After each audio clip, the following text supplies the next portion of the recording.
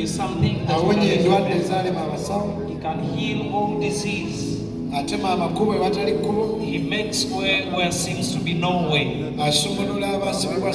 He sets free the captives. He is the source of a blessing where there is no blessing. Him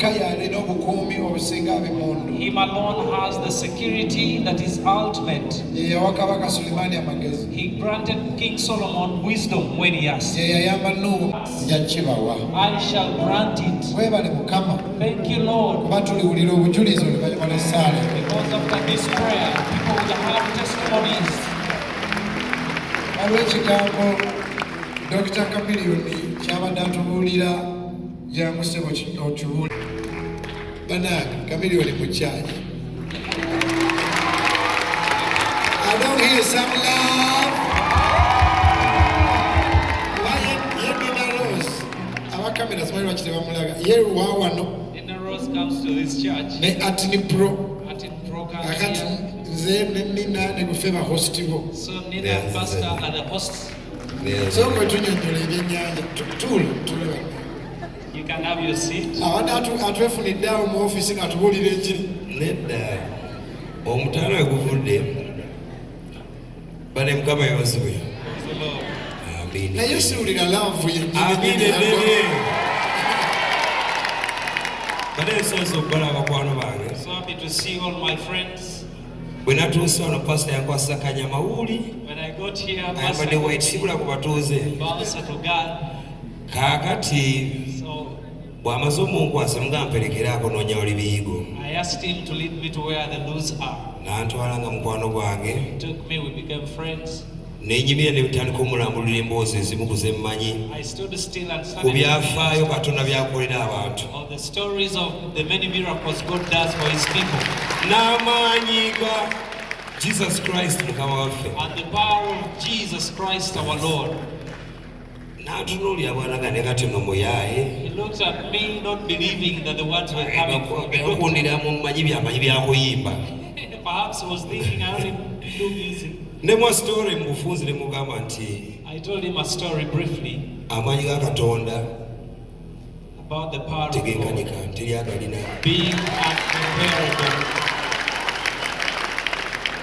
Olwokuba ndi musajja mukkiriza because I'm a man of faith, abantu bagamba mbu sitaani yaleeta ebyali erugogo. People say that tekisoboka. Because the trouble at Lugogo, I told them no, that is impossible. Yes, Katonda yatuyisa mu ggaali ye tulaga maanyi ge. God wanted to show His power. Owe Katonda alina eggaali ye nga nange bennaba Melody baliyo naye ne Katonda yalina amaanyi ge n'agamba no kambalagemu ku kibbuli olwaleero yatuyita mu kubanga amaanyi gaali ga sitaani. Because if it had been the devil's power, sitaani ayononera ddala wali baddewo n'abafa. The devil would have caused a lot of damage. Naye olwati Katonda atwagala yatulaga mu bulazi bw'ati. Because God loves us, He showed us His power. Tewali yafa. Nobody died.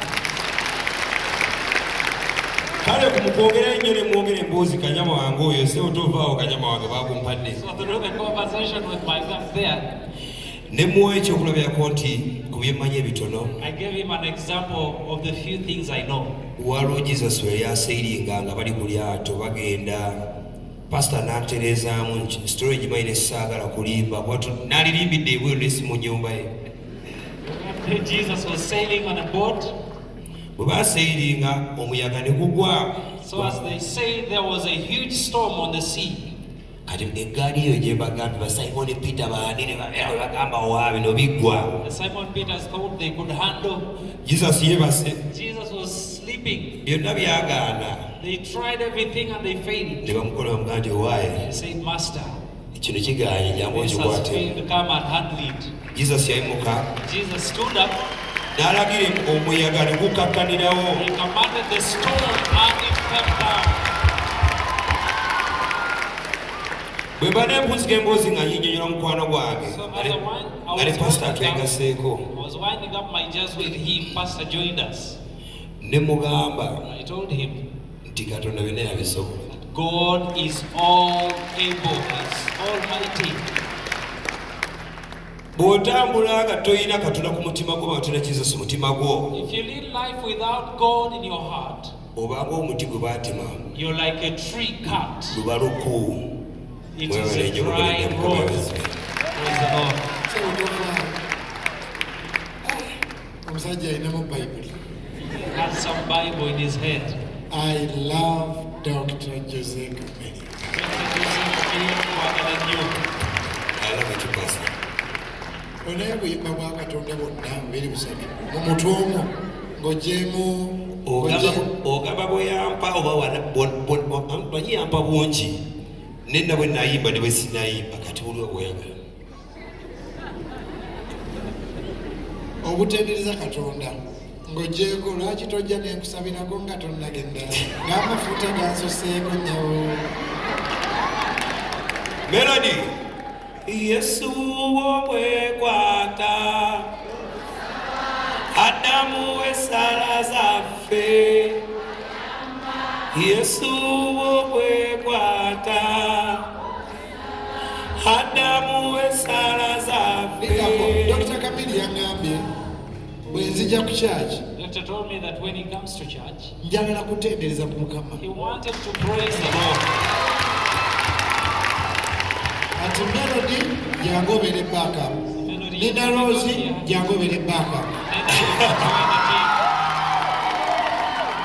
Is it okay? Are you ready to praise the Lord? Stand up on your feet and let's praise the Lord. Yesu womwekwata musala.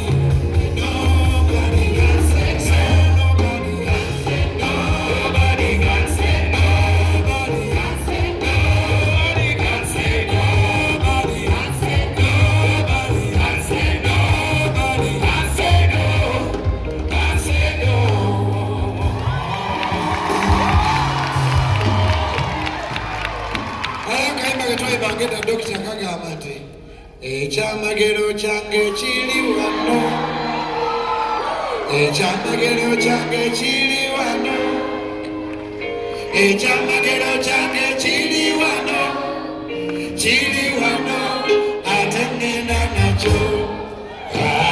Ekyamagero kyange kiri wano, ekyamagero kyange kiri wano, ekyamagero kyange kiri wano, kiri wano, ate ngenda nakyo. Ekyamagero kyange kiri wano, ekyamagero kyange kiri wano, ekyamagero kyange kiri wano, kiri wano, ate ngenda nakyo. Temumanyi lwaki kirungi okulaba Dr. Camille. Nagenda mu hotel room ya Camille. Sijja kwogera bingi. No. Pastor, nzeyinza obutafuna budomole testimony yange, but as long as kyogenda okubagamba ke mazima nga bwekyali tugende maaso. Bwe yalina emyaka 5. Yes, please. Maama we yamutwala mu church ng'ayina waliwo